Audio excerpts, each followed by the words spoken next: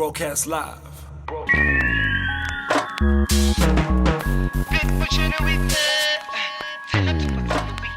Beatmochini, the healing in the balloons, my rap. Shotgun in my box. Hey, what's up, everybody? I'm Spoken Priestess, and doing this for Slicker on Life. I'm hanging out with Beatmochini. He's been putting in a lot of work. He's been putting in a lot of work. So we just had to call him over, talk to him, find out what's going on with him. It's 2017, so obviously, he's got a lot of things planned. What's up, Maji? I'm good, and yourself? I'm good. Sure. So welcome to Slicker on Live. Thank you for having me. I want to start with the recent things, because obviously you've done a lot of things ahead of this to get you to where you are. But what's with the putting out music every week, every day? What's the thinking behind that? Music needs to be consumed, man. Yeah. It needs to be consumed. And sometimes you feel that since music evolved, certain things needs to come out. Yeah. So that you can be on the next one. Are you saying that because you get a lot of people that do a lot of music? Naturally, artists record 200 songs and they leave them on their PC. Are you avoiding a situation where you lose your PC and it crashes? Because people usually have that situation where they lose their whole album. Funny enough, I have very few crashes in my lifetime. I had very few crashes. So imagine how many songs I do, say in a day. How many instrumentals that I do in a day, and it's those kind of instrumentals. I don't just do stuff just for the sake of it. I actually curate stuff from scratch and make sure that I use samples, because I'm from my background, people from my background will understand that I sample. I'm that old school type of Who are of a people producer. from your background? Who are these people from your background? The so-called old school producers. Okay. Yeah. Yeah. Because the new school type of producers, they don't necessarily sample. Instead, they would want to actually replay this and then put your what I call syllable instrumentation. Yeah. And Is that a problem for you, or are you just saying this because it's just your observation? no, it's just an observation. Okay. And it's been there for quite a while. I mean the kind of sound that they're doing. Yeah. It's been there. It's just that it's modified now. The way that they EQ, it's different from the previous generations. Coming back to me, I'm probably going to just say maybe I make 4 or 5 beats a day, and I have to make sure that every weekend I call in my session musicians, and then we'll rework certain aspects and then make it more live. Do you sell these beats? Do you sell them, or do you just do them with an artist in mind, aka Cristiano? He's your guy, so it's right there. Well, I actually lease instead of sell. Meaning that at least I have something coming out of that instead of just monetary value. I will have my publishing also. I'll have. Oh, so the income can continue as a song plays. Yes. Okay. Instead of just selling it off, and then it's as if you selling your own child also. So when you lease this, the person doesn't pay for it. You're just signing your name to the song. Sometimes what I do is just create admin type of arrangement and say, okay, you can pay this much, but I still have a certain percentage of publishing, Okay. And certain percentage of royalties, basically. Let's take it back to when you started out, when people started noticing Beatmochini. Yeah. A lot of us knew you as Trompi. First of all, why the name change? Well, obviously, Beatmochini has always been the tag in the songs. When did you decide to do an alter ego type? It looks like an alter ego from Trompi to Beatmochini. I've had alter egos since '96. My alter egos started when I was rapping. Black Sperm. Yes. Yeah. What was that all about? Well, when you were a rapper and you needed something very, very different from other people, and back then It's different, alright. we used to rap about scientific stuff. So the acronym of the word black, BLEK, was something else. Okay. And then I just had to just add sperm there. because of some funny stuff. Was it some funny story? I would like to ask, but I don't think I want to know. No, you don't want to know. You don't want to know. So you know, Black Sperm, And then, Trompi, Beatmochini. yeah, and at some point I was the chef, because I used to cook beats. You've gone through the most. I've gone through all phases. I mean, I'm still here. Like, Yeah, so yeah. many producers have come and gone. Some have retired. That's real. I'm still here. Yeah. You know? Yeah. What keeps you going? I mean, like you're saying, so many producers have retired. And many of them have kind of just like, you know, threw the hand and be like, you know what, if this, whatever. What keeps you like still hanging on and fighting and still wanting to be doing this? I don't call it a fight anymore. It's that love.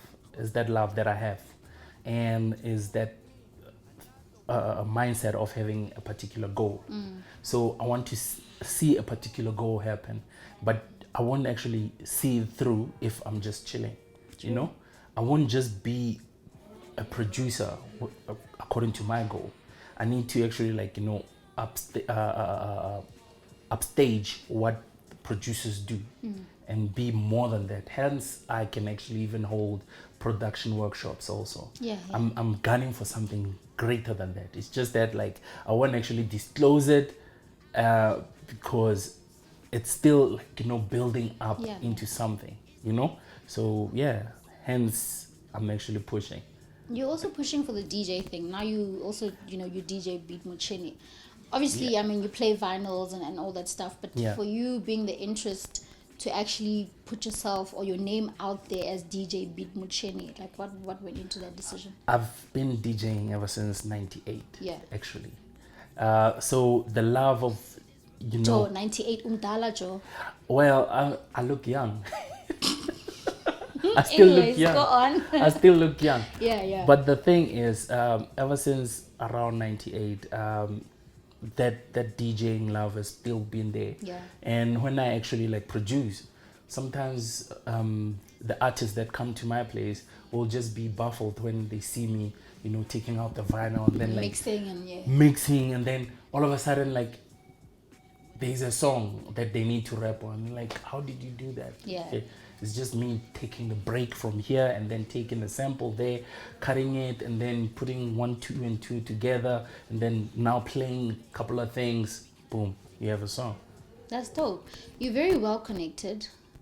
You know, like in terms of the relationships that you formed in the game. Yeah. Maybe it could be like the amount of time you've also been in the game that also adds to that. True. But also you have like some really big connections that a lot of us or a lot of people might feel that are what made you today or what put you where you are.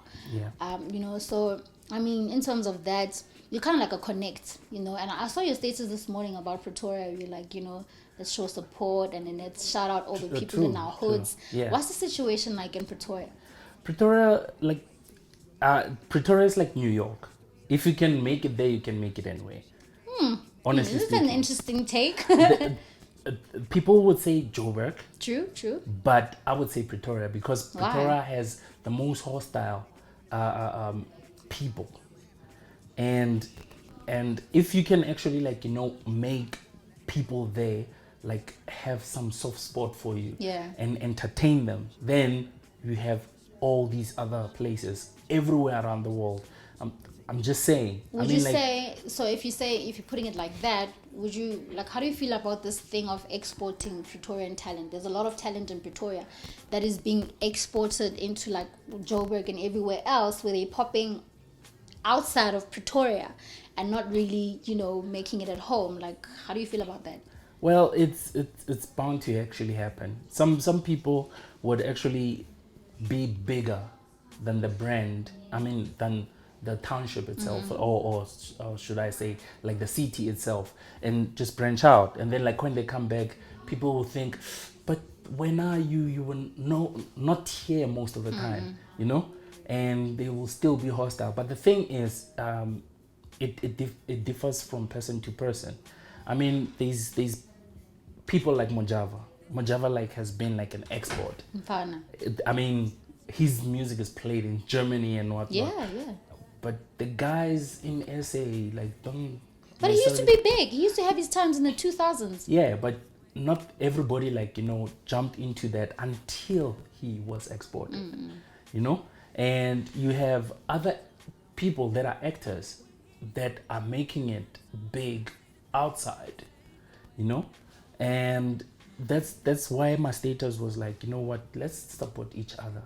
We have just few people just supporting whoever like is around. Let's now, you know, reunite and push the brands that are currently like doing great work, you know, and even the new brands that are starting to like, you know, come up.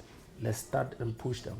As someone who's like on the ground, you look like someone that's kind of watching, even though while you know trying to get yourself out there, but you're also watching the situation and almost, you know, managing whatever you're managing. Yeah. What do you spot any problems? Like, is there because sometimes there's patterns, you see patterns, and for someone who's been in the game for as long as you have, you see patterns of Mang is doing this, Mang is doing this, and it's repeating itself. I mean, for me, there was a red flag when you're like, you know, a lot of people pop outside of Pretoria, but when they come back home, they're not really accepted. I think that's a big problem. You know, so what are some of the patterns that you notice that you feel like could be changed, or that you feel like people can do differently? You know, the most important aspects about like Pretorians, especially when you're a music entertainer, for one, you gotta do the sound that they actually love. Which is what? House? Like, you know, does Pretoria have a sound? Pretoria does have a sound, funny enough. Pretoria is more like old school. Regardless of if it's music or political or whatsoever, they're old school, regardless. Now, the kind of sound that you need to actually, you know, involve yourself in when you're a Pretorian is doing old school type of sound, but you can measure it with like the new school. I mean, people like Black Layers actually like released Spoko. Funny enough, Spoko was well received in Pretoria, you know. Freedom of Fame was well received in Pretoria. There's I forgot the them do sampled song also was received well in Pretoria. Now, any other song, they will be like, okay, yeah, we hear you. You get what I'm saying? Back then, he used to have producers like Nyambo around him. Pretoria sound was like jazzy, so people would actually like, you know, relate to it easily, you know. Your Envays are still the same thing, you know. Now you take entities that are outside from Pretoria, and then you bring them inside Pretoria now, and the Morafe clique, or should I say just Motswako as a whole. Motswako blew up in Pretoria than any other place. You ask yourself why? Because of that like vibe. It has that old school feel, the sampling type of sound. That's what actually like, you know, blew up in Pretoria than any other place first. And mind you, most of the time, like Pretorians are like, they are trendsetters. They are their own trendsetters in their own merit. If say for instance, like they start a particular sound, it will spread everywhere as quick because it's Pretorian. You know, Mojava did the very same thing. You know, there's plenty of guys like rhythmic elements did the same Let's thing not even also. go there. Yeah. Black Motion Yeah. did the same thing. You know, it's that kind of thing that Pretorians have. They actually like, you know, create their own trends, and then they still stick like with the old school vibe, and then boom. But there's, you know, but there are also artists that are not from Pretoria, like you were saying, you know, bringing other artists into Pretoria, and some of that stuff pops in Pretoria. You get other artists that are not necessarily under the Pretorian standard, whatever. Yeah. But they're highly received in Pretoria. But for some reason, Pretorian artists, so to say, are always complaining about support. I mean, well, when it comes to that, also like you have to like bear in mind, support ain't easy for a Pretorian artist, because sometimes they don't actually like, you know, do their marketing well. okay. They're just focused on particular individuals, whereas they're supposed to actually branch themselves up, you know. sometimes they forget their roots, which is something that now has actually, like, come down a little bit. Most of them know their roots. Worst of all, they actually mention Pretoria in their lyrics now. But on the other hand, you find that, like, when it comes to events, people don't actually, like, go to those events because already they stigmatize the whole event as it's going to be maybe bubblegum type of music, nothing to cater for them and so forth, And as you mentioned, like, Pretoria has, like, a particular house element in it. Very house. So they would actually think, nah, there won't be house music, obviously. Or there won't be, like, kwaito music, obviously. They just say, no, we're going to watch these guys doing whatever whoever's doing on TV. So it's going to be a bore, Hey man, we could go on like talking about Pretoria the whole day, but let's get back to you a bit. Yeah. It almost looks like you're rebranding, like, from graphics, and like you're more out there now. Yeah. Like, did you catch a wake up call? Like, what happened? Like, you had an epiphany, and you're like, what? I also want to be famous. Like, what happened? Hey man, it's not about, like, being famous for one. I've been always in the background. Yeah. Always in the background, like, for DJing for this person, or DJing by myself, and then producing for these people.